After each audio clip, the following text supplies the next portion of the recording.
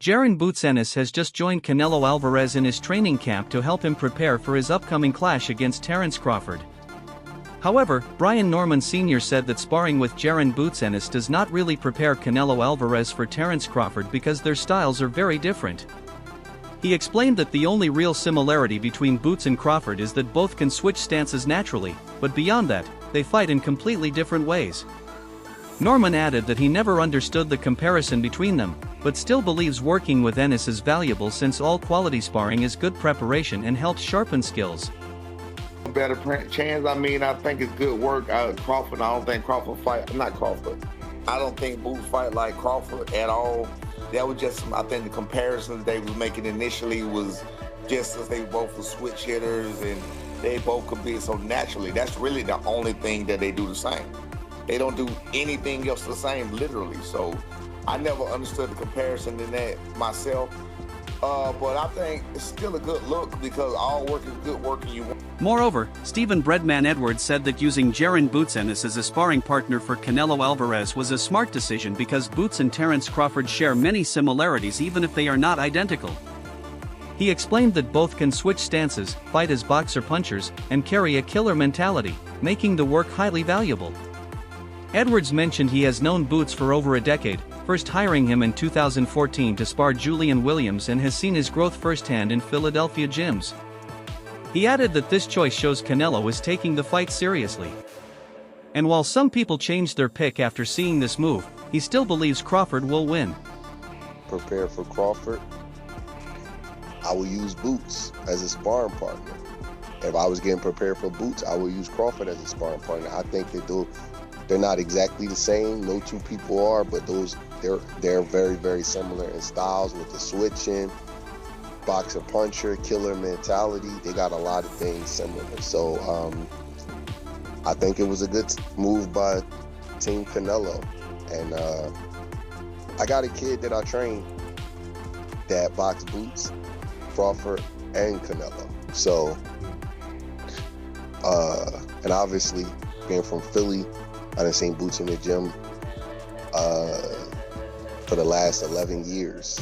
Literally, the first time I ever hired him was in 2014 to spar Julian Williams. So I've been around him a long time, and I think it was a good move.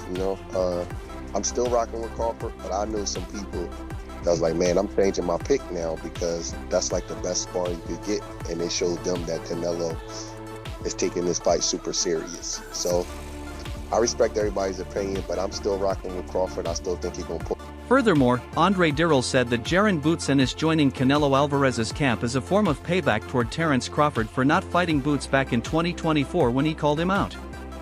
He explained that Crawford chose a bigger opportunity instead, going after Canelo Álvarez on September 13, 2025, which offered greater legacy, a bigger name, a larger payday, and more status. Dirrell added that it is too late now for Boots to get that fight, but he is excited to see how this camp helps Boots grow as a fighter, improving his toughness, skill set, and ring IQ. I do believe this is get back on Crawford for not taking the fight with Boots back in 2024 when Boots called him out. But Crawford was on the bigger and better things, baby. That bigger and better things being Canelo Álvarez, September 13, 2025. Bigger legacy, bigger name, bigger payday, bigger status.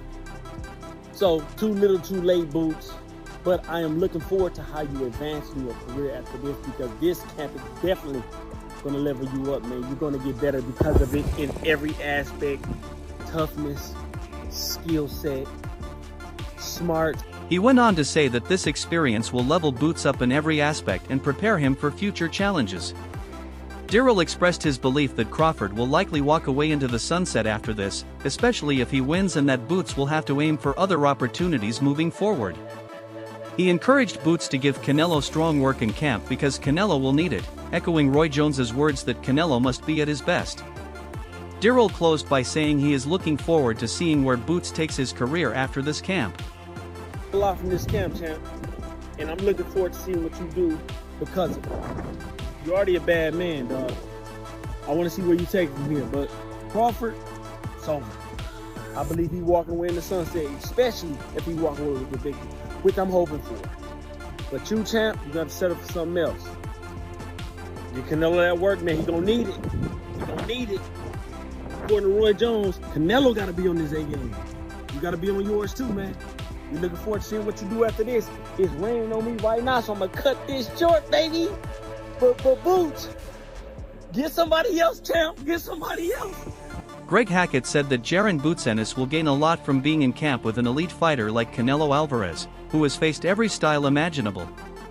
He explained that Canelo has already seen southpaws, tall opponents, short fighters, slick movers, and aggressive brawlers. So sparring with him provides a wealth of experience and exposure. Hackett added that working with someone as confident and fully prepared as Canelo is invaluable for a fighter's growth. I mean, Jaron Ennis get from it being in with the elite, a guy who's prepared for everything. One thing you can't say about Canelo is that he hasn't seen something. Canelo's seen southpaws, he's seen tall guys, short guys, slick fighters, he's seen bulls, he's been up against everything. So you get a world of experience with a guy like Canelo. You get a guy who's in full confidence with a guy like Akeem Anafosh said he was glad Jaron Ennis went to spar with Canelo Álvarez because it gives Boots top-level sparring that he rarely gets, as he is usually the one dominating others in his area. He explained that this move is also a big benefit for Canelo, especially ahead of a fight he views as a true 50-50 matchup against Terence Crawford.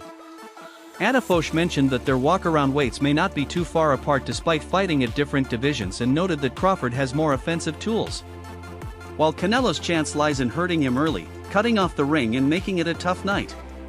That he did it because, one, that gives him, I guess, top level sparring, because Boots always looks for sparring too, because he's 10 guys up here. So I've never seen him travel anywhere to spar. I don't know if he has. Maybe he does. I don't know. But for him to do that, that's a big step for him. But beyond that, it's a better step for Canelo because, honestly, somebody asked me the other day, I think my fiance might have asked me, like, who you think will win fights? You don't really know boxing.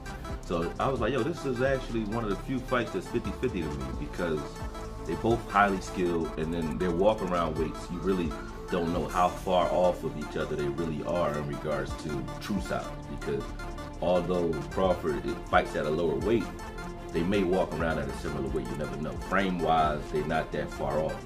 So, and then also Crawford has a lot more tools in the bag in regards to offense. Like, he got a lot of offensive skills. So I said, okay, well, if Crawford fights his fight, he can make it difficult for Canelo. And if Canelo can hurt Crawford early and corner him and cut the ring off real well, he can make it a difficult night for Crawford. However, Teddy Atlas said he could see Terence Crawford winning because Canelo Álvarez's recent performances suggest possible decline. He questioned whether Canelo has grown old in the sport, lost urgency after earning so much money, or simply no longer has the same fire.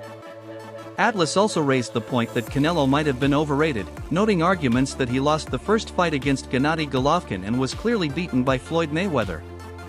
He added that while some excused the Mayweather loss by saying Canelo was too young, he had already been a professional for many years by then. See Crawford win it. And why? Well, Canelo's last performance, real quick, what could it be? I already went over this. You want to hear it in a deeper breakdown? Canelo, he's either old man time, that undefeated guy, he finally caught up to him. He's made so much money that the urgency's not there, the fire's not there. At least it wasn't there a week ago. Oh my God, I'm gonna say this one, that maybe he's a little overrated. I listen, you know, you can make the argument that he lost the first Triple G, you know, but you can make the argument he lost to Lara. He did lose to Mayweather. You can make the argument he was too young in his career. Maybe. Although it wasn't that young. He turned pro when he was 15 or 16. He was 23. He was already pro for how many? Moreover, Amir Khan said he knows Terence Crawford well and described him as mentally strong and extremely focused, calling him a killing machine when he locks in on something. Khan explained that Crawford has a switch that once triggered makes him fearless and relentless, very different from fighters who take a gentler approach. He recalled seeing Crawford spar and even wrestle with heavier opponents, taking them down and making them struggle despite the size difference. Khan added that while people talk about Canelo Álvarez being stronger or punching harder, Crawford's core strength and overall toughness are underestimated, and many will be surprised by how powerful he really is. where fucking the guy is so mentally strong, and when he sticks to one thing and he's focused, he's a killing machine. Honestly, like, I've been there with him, you know what I mean? And I've seen him when he's triggers, you don't want to switch that. You don't want to have that switch because the guy is an animal and he has no fear.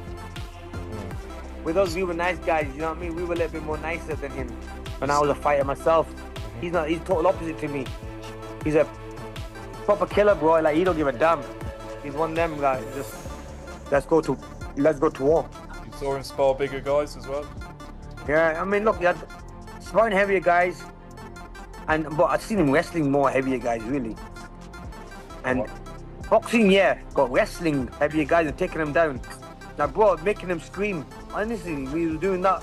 Now, that's why when people said to me, Canelo's stronger, but I don't know if Canelo, yeah, stronger at punching maybe, but at that body weight, that strength, that core strength, Crawford's a beast. People are gonna see, people not gonna expect. Furthermore, Antonio Tarver said that both Canelo Álvarez and Terence Crawford have the greatness to win this fight, making it impossible to confidently pick one over the other. He highlighted Canelo's power, strength, and durability, noting that he has rarely been hurt in his career with only one real moment of trouble in the past. Tarver explained that Canelo has learned how to either take a punch or avoid it, showing his intelligence in the ring. On the other side, he praised Crawford as one of the most gifted fighters who achieved success through hard work, commitment, and leadership, inspiring many younger champions. Gonna win the fight. I say that. Both of these guys' greatness can win this fight. You feel me? Both of these guys' greatness can win this fight. You would be crazy to think Canelo can't win this fight with his power and strength. And this man ain't never been hurt, really never been in trouble before. But that one time, shout out to Cotto, Puerto Rico. Yeah, that one time, yeah, the Cotto, yeah. The younger brother, the other brother, yeah. That's the only time we see Canelo shoot up.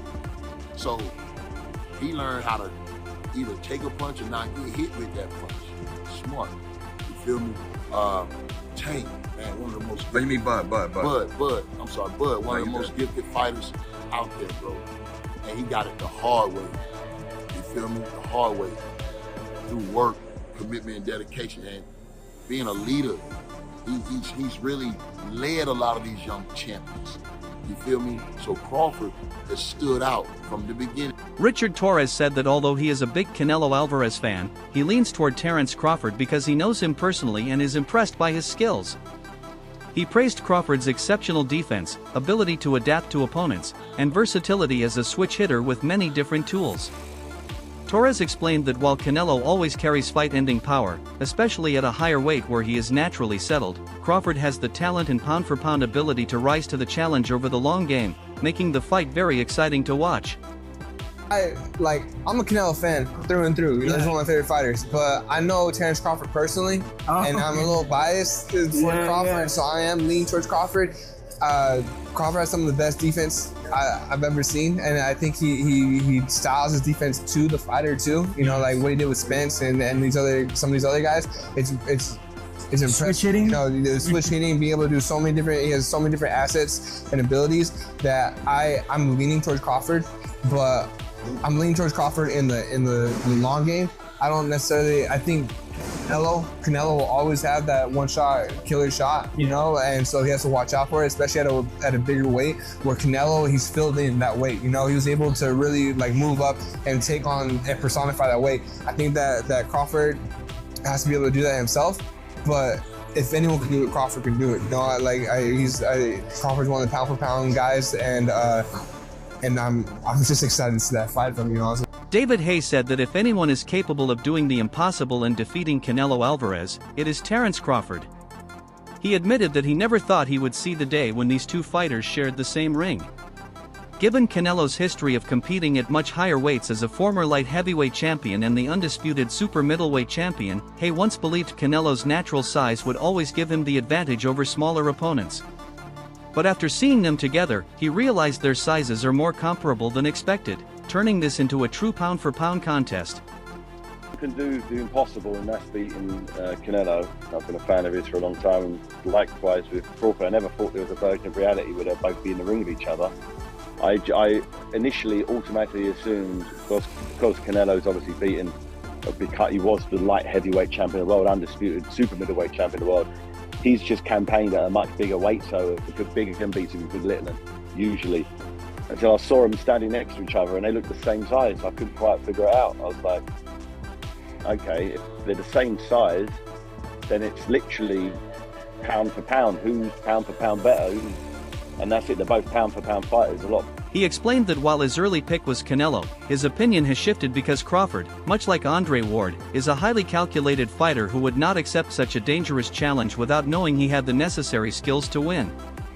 Hay called this matchup a rare meeting of two elite fighters and described it as a dream fight that boxing fans have long hoped for. He added that a clash of this scale would have been hard to imagine 10 years ago, but the modern boxing landscape makes it possible. Canelo's starting off, but over time, I'm starting to think, once again, Crawford is one of those guys where he reminds me of kind of Andre Ward a little bit, their mindset, and he wouldn't put himself in a position if he didn't know for sure he had enough firepower to deal with someone of Canelo's stature and Canelo's history. But it's the two best fighters on the planet mixing it up. It's one of those dream fights, the proper trades fight, that anyone who's interested in boxing wants to see two living legends going at it. Yeah, I can't believe it's actually happening. Does that make sense? Because they're so big in their own right. The fact that fight would never have happened 10 years ago, 15 years ago. It just wouldn't have happened. And now anything's possible in boxing, anything's possible. Andre Ward said he is thrilled to be ringside at Allegiant Stadium for what he called a historic night with major stakes for both fighters. He praised Canelo Álvarez and Terence Crawford for risking their legacies, reputations, and super middleweight standing at this stage of their careers, highlighting how uncommon it is in today's boxing for top fighters to choose such high-risk matchups over safer options. Excited to be a part of this event. I'm excited to be ringside, calling this great card and this great matchup. Historic event for many reasons for both fighters.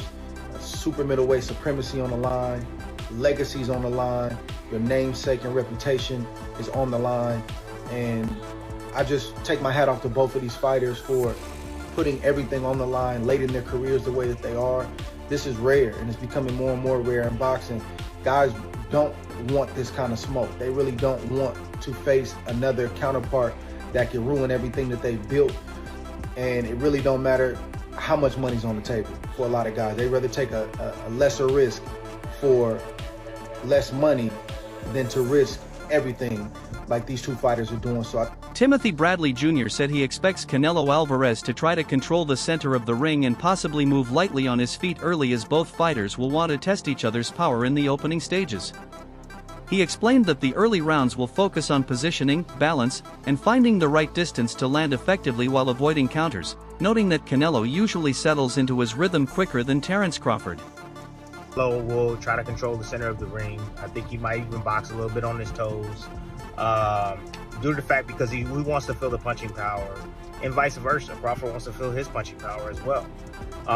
In the beginning, it's all the position balance. Like both guys are going, trying to get balance and trying to find their rhythm.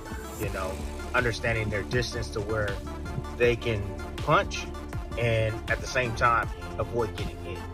It takes Crawford a little bit more time than I would say Canelo. Hamza Shiraz added that he sees the fight being very competitive in the first 6 rounds, but after that he believes Canelo will begin to take over and dominate as the fight progresses. His fight with Terence here in September. I expect the fight to be very competitive for the first 6 rounds. I think Canelo to take over. Ronnie Shields said he sees the matchup as an exciting one and believes Terence Crawford genuinely has a real chance to come out on top. He explained that Crawford will present a different style compared to fighters such as Callum Smith or Arislandi Lara, using his ability to switch stances, mix up his movement, and capitalize on counter-punching to create openings. Great fight. I've been asked this question a lot the last couple months. Yeah. And I really and truly believe that Crawford has a great chance. Crawford is not going to fight him like school fought him. He's not going to fight him like Lara fought him. Crawford is going to be doing a little bit of ins and out, I believe. Turning left-handed and right-handed. And, you know, for me, I think he's going to give Canelo problems because Canelo probably will think he's going to be moving a lot. And I don't think so. I think Crawford is going to practice, you know, rely on his counter-punching abilities and then start taking the lead and putting Canelo in positions he's never been in, you know, in a long time. So, and I think that's the right way to fight Canelo. You know, you can't worry about his power. You just got to worry about making him miss and then countering and being effective. And Crawford has all. That's it for today's video. So, what are your thoughts on this? What do you think about Canelo versus Crawford upcoming clash? We would love to hear your thoughts on this.